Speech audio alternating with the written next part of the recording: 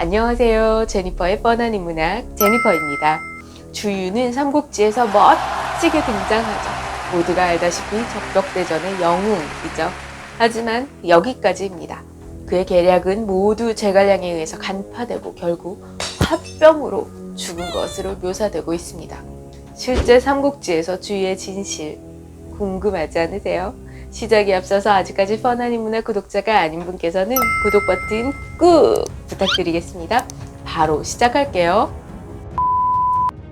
주유는 제갈량이 출중해서 오나라한테 해가 될 것이기 때문에 죽이려고 하는데 실력이 안 되는 걸 어떡해요. 제갈량에 의해서 계속 그의 속셈이 들통이 나고 약이 올라서 결국은 죽게 되는 걸로 나오죠. 적벽대전 후 주유가 부상을 당해가며 조조의 거점인 남군을 겨우 차지하나 했더니 제갈량이 보낸 조자룡이 이미 차지해버렸다. 우라가 치민 주유가 상처가 터져 혼절하니 첫 번째 기절이었다. 주유는 유비를 손권의 누이 동생과 정략 결혼시키나 제갈량이 선수를 쳐서 손부인을 데리고 오나라를 탈출하니 주유는 두 번째로 혼절한다. 주유는 유장이 다스리는 촉당을 공격한다는 명분으로 군대를 이동하면서 기회를 보아 유비가 점령한 형주를 공격해서 탈환한다는 계획을 세우나 이 계획이 제갈량에게 간파되어 실패하자 상처가 터져서 세 번째 혼절하고 죽게 된다. 이때 주유는 왜 하늘은 주유를 낳고 제갈량을 낳았습니까? 라고 소리쳤다. 재밌는 이야기죠. 저는 이 대목을 읽을 때마다 톰과 제리가 생각나는 거예요. 톰은 항상 제리를 이길 수 없는 상황 말이에요. 그런데 위의 내용들은 과연 사실일까요? 제갈량을 아끼는 독자분들께는 죄송한 말씀이지만 위의 내용 가운데 사실은 하나도 없습니다. 정사에는 심지어 주유가 제갈량과 개인적으로 만난 기록조차 없습니다. 정사에는 주유가 부상을 당하면서 남군을 점령하고 남군 퇴주가 되죠. 주유는 송건한테 유비한테 영웅 기질이 있으니까 오나라 땅에 그냥 묶어둬라 라고 제안했지만 송건은 이를 수용하지 않는 거예요. 장로가 유장의 익주를 약탈하자 주유는 송건에게 지금이야말로 촉을 얻을 때라고 권고하고 촉을 공격할 군사를 얻습니다. 이것이 주유가 꿈꿨던 천하 이분지계였죠. 촉을 얻고 장로를 병합하고 마추와 동맹을 맺고 조조를 공격해서 천하 통일을 이룩하자는 목표죠. 원대하지 않습니까? 안정을 도모하는 오나라에 이런 인재가 있었다니 놀라운 일입니다. 하지만 안타깝게도 주유는 병에 걸려서 행장을 꾸려 강릉을 출발했지만 결국 파고에서 죽게 된 거예요. 이때 나이가 겨우 36살, 36세였습니다. 주유가 일찍 죽지 않고 촉당 공격에 성공했다면 삼국지의 역사가 크게 바뀌었을 거죠. 여기서 저는 여러분께 나간중 삼국지의 가치를 맹신하지 않으셔도 되지 않을까를 권해드려요. 삼국지는 너무나도 재미있는 이야기책입니다. 하지만 거기까지입니다. 삼국지를 3번 이상 읽지 않은 사람과 인생을 논하지 말라. 젊어서는 삼국지를 읽고 늙어서는 읽지 말라. 이런 구절은 삼국지가 대단한 지혜를 제공하고 최고의 처세서 중에 하나인 것처럼 설명하는데요. 삼국지는 그저 재미있는 이야기 중에 하나가 아닐까요? 특히 삼국지에서 인간을 분석하는 수준은 거의 그저 일반적인 통속 드라마 정도에 불과한 거죠. 국가의 대사가 정치가들의 사적인 감정에 의해서 결정되거나 제갈량이 말하는 한실중흥이라는 낡은 명분에 상대가 꼼짝도 못하는 등 복잡한 상황을 단순한 시트콤 방식으로 풀어갈 뿐입니다. 그렇다면 주유의 실제 성격은 어떨까요? 정사에 따르면 주유는 성격이 너그러워서 인심을 크게 얻었다고 해요. 20대 때 신망이 상당히 두터운 사람들은 그를 주랑이라고 불렀죠.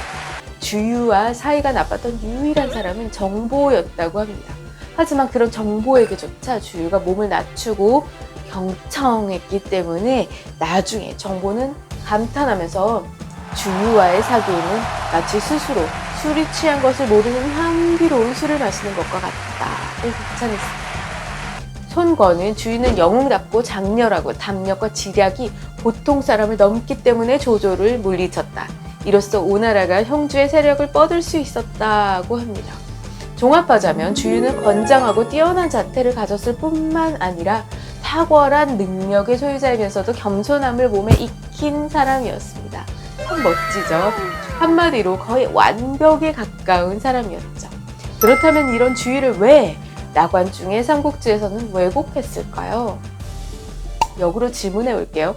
만약에 나관중 삼국지에서 주의를 우리가 알고 있는 것과 같이 왜곡하지 않았다면 과연 삼국지가 지금과 같이 재미있었을까요? 그렇습니다. 제갈량이 훌륭한 책사인 것은 모두가 다 인정합니다. 하지만 나관중 삼국지 저자가 보기에는 이것만으로는 부족한 거예요. 2% 부족한 거죠. 그래서 삼국지 저자는 제갈량의 라이벌이 될 수 있는 주유를 망가뜨림으로써 삼국지의 재미가 급상승한 거예요. 소설이든 드라마든 갈등 구조가 없으면 성공하기 어렵죠. 나관중의 삼국지에서는 끊임없이 갈등 구조를 만들게 됩니다. 초기에는 동탁, 여포, 조조, 원소, 유비, 조조 등의 갈등이 주유를 이루다가 후반부에는 제갈량 관우, 제갈량 주유, 제갈량 사마의 그리고 사마의 조상의 갈등이 등장합니다. 적절한 갈등 요인의 안배, 이것이 나관중 삼국지의 성공 요인입니다. 중국인들은 영웅을 만들고 그들의 싸움을 이야깃거리로 만들기를 즐깁니다. 특히 영웅의 성격이 서로 다르면 더욱 재미있는 이야기가 되기 때문에 두고두고 사람의 입에 오르내리죠. 대표적인 경우가 항우, 유방의 이야기입니다.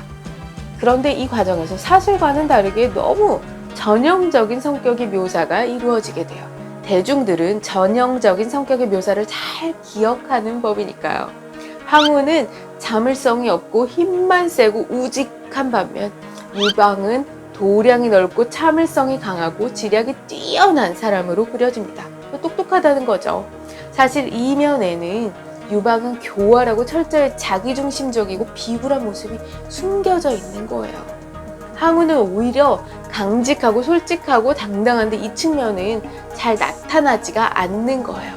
하긴 항우는 패자였기 때문에 아무도 변명해 줄 사람이 없는 거죠. 유방과 항우의 성격 대조는 너무 단순하고 강렬하기 때문에 나관중의 삼국지에서는 각각 인물의 갈등 구조에서 한 인물을 유방적인 인물로, 다른 인물을 항우적인 인물로 묘사하곤 합니다. 예컨대 관도대전에서는 조조가 유방의 역할을, 그리고 원소가 항우의 역할을 맡았죠. 그리고 원소가 죽은 뒤에 항우의 역할을 조조가 맡게 되고 유방의 역할을 유비에게 넘기게 된 거예요. 그렇다면 제갈량과 주유의 갈등에서는 어떤 안배가 이루어졌을까요? 아시겠죠? 제갈량이 유방, 그리고 주유가 항우를 맡은 거죠. 주유가 적벽대전에서 조조군을 물리친 지략 있는 인물인데도요, 할 수 없습니다. 제갈량이 더 지략이 있어야 하니까 주유는 어리석은 항우 역을 맡은 거예요. 이런 갈등 구조에 대중들은 열광하게 되죠. 특히 삼국지는 명청시대의 연극으로 널리 행해졌어요. 갈등 구조가 분명할수록 관객은 즐거워하면서 열광하게 되는 거예요. 나관중 삼국지의 저자가 당혹했을 그런 갈등 구조가 하나 있는데 삼국지의 마지막을 장식하고 있는 제갈량과 사마의 갈등 구조였을 것입니다. 지금까지 제갈량은 유방편을 맡았죠. 하지만 실제 성격이 더욱 유방과 흡사하고 결국 승리를 거머쥐게 되는 사마의가 등장하게 되는 거예요.